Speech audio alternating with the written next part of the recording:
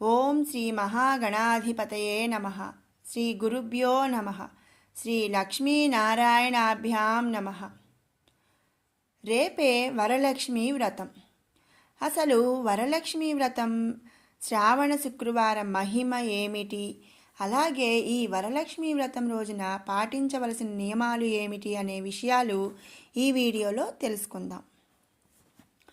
లక్ష్మీం క్షీరసముద్రరాసతనయాం శ్రీరంగదామేశ్వరీం దాసీభూతసమస్తదేవవనితాం లోకైకదీపాంకురాం శ్రీమన్మందకటాక్షలబ్ధవిభవద్బ్రహ్మేంద్రగంగాధరాం త్వాం త్రైలోక్యకుటుంబినీం సరసిజాం వందే ముకుందప్రియాం.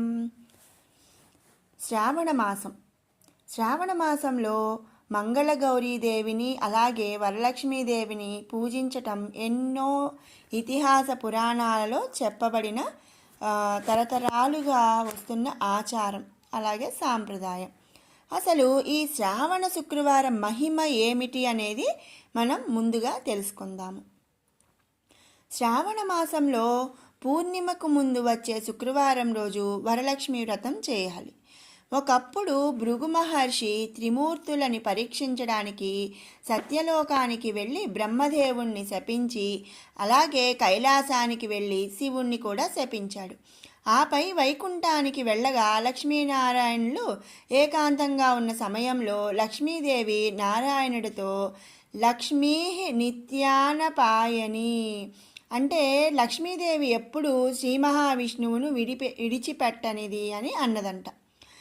భృగు మహర్షి తన రాకని గమనించలేదని లక్ష్మీ నివాసమైన శ్రీ మహావిష్ణువు యొక్క వక్షస్థలంపై కాలితో తన్నాడు, అంటే గుండెల మీద తన్నాడు. విష్ణువు ఆగ్రహించక మహర్షికి సపర్యలు చేయడంతో తన నివాస స్థలంపై భూలోకం నుండి వచ్చి కాలితో తన్నిన సామాన్యుణ్ణి అక్కున చేర్చుకొని ఆశీర్వదించినందుకు లక్ష్మీదేవి ఆగ్రహించి విష్ణువు బ్రతిమాలిన వినకుండా ఆయనను విడిచి భూలోకంలో కరవీరపురం అంటే కోల్హాపురుని వచ్చింది. లక్ష్మీనారాయణులను విడదీశానని భృగు మహర్షి దుఃఖిస్తూ పాప నివృత్తికై బదరీ క్షేత్రానికి వెళ్ళి సంధ్యాకాలం కఠోర దీక్షతో పరమ భక్తిగా వ్యూహలక్ష్మి మంత్రాన్ని తపస్సు చేశాడు. ఇప్పుడు వ్యూహలక్ష్మి మంత్రం ఒకసారి పఠిద్దాం. ఓం శ్రీ ఓం నమః పరమలక్ష్మ్యై విష్ణువక్షస్థితాయై రమాయై ఆశ్రితతారకాయై నమో వహ్నిజాయై నమః. ఈ వ్యూహలక్ష్మి మంత్రాన్ని ఎవరైనా సరే నిత్యం పఠిస్తే, ఏ పనులు చేస్తే బ్రహ్మహత్య పాపం పోతుందో ఆ పాపాలన్నీ కూడా పోతాయి అన్నమాట. అలాగే పెళ్ళి కావలసిన ఆడపిల్లలకు వివాహం జరుగుతుంది. అంటే ఏది కోరుకున్నా కూడా నెరవేరుతుందని మన పురాణాలు చెబుతున్నాయి. కన్యాదానం లేదా ఆడపిల్లల వివాహంలో మంగళసూత్రం, వస్త్రాలు సహాయంగా ఇస్తే భార్యాభర్తలని విడదీస్తే వచ్చే బ్రహ్మహత్య పాపం నుండి విముక్తి కలుగుతుంది. భృగు మహర్షి తపస్సుకు మెచ్చి ప్రత్యక్షమైన లక్ష్మీదేవికి ఆయన ప్రార్థనతో నమస్కరించి దయతో తనకు కూతురుగా జన్మించమని, తన వంశానికి పేరు తెచ్చిపెట్టమని వేడుకున్నాడు. తన పెద్ద కుమారుడు శుక్రుడికి శాశ్వత కీర్తి, జగత్ప్రసిద్ధి వరంగా ఇమ్మని ప్రార్థించాడు. తనకు కూతురిగా పుట్టాక లక్ష్మీదేవిని శ్రీమన్నారాయణునికి ఇచ్చి కళ్యాణం జరిపించి మిమ్మల్ని వేరు చేసిన పాపం నుండి విముక్తి పొందుతాను అని కోరాడు. అప్పుడు అమ్మవారు పూర్ణిమకు ముందు వచ్చే శుక్రవారం నాడు భృగు మహర్షికి ఆయన భార్య ఖ్యాతికి కూతురుగా పుడతానని, శుక్రవారం తాను పుట్టడం వలన శ్రావణ శుక్రవారం అని, శుక్రవారం మహాలక్ష్మి అని జనులు తలుచుకోవటం వలన తన అన్నగారు శుక్రుడి పేరు రోజూ స్మరించినట్లవుతుందని, అన్నగారి కీర్తి శాశ్వతమవుతుందని లక్ష్మీదేవి వరం ఇచ్చింది. భృగువు కూతురుగా పుట్టి భార్గవి అని పేరు తెచ్చుకుంటానని, భృగువంశానికి పవిత్రతను, కైవల్య లక్ష్మిని, సంపదలను ప్రసాదించింది. ఖ్యాతికి కూతురుగా పుట్టి ఖ్యాతిజ అని పేరు కూడా తెచ్చుకుంది మహాలక్ష్మీదేవి. శ్రావణ మాసంలో పూర్ణిమకు ముందు వచ్చే శుక్రవారం లక్ష్మీదేవి పుట్టగానే నవయౌవనవతిగా మారి 4 చేతులతో శంఖ చక్ర పద్మాలతో ఎర్రతామర పువ్వులో కూర్చొని ఆవిర్భవించింది. ఆ రోజు తనను ఎవరైతే పూజిస్తారో వారికి వరాలు ఇస్తానని వరలక్ష్మీదేవి చెప్పింది. ఇక వరలక్ష్మీ వ్రతం రోజున పాటించవలసిన నియమాలు. సూర్యోదయానికి ముందే నిద్రలేచి తలారా స్నానం చేసి దైవ కార్యములలో తల ఆరపెట్టుకొని పూజలు చేయాలి. తల నుండి నీళ్లు కారితే అపచారంతో సంపదలు నశిస్తాయి. చారుమతీదేవి కథ చెప్పుకోవాలి.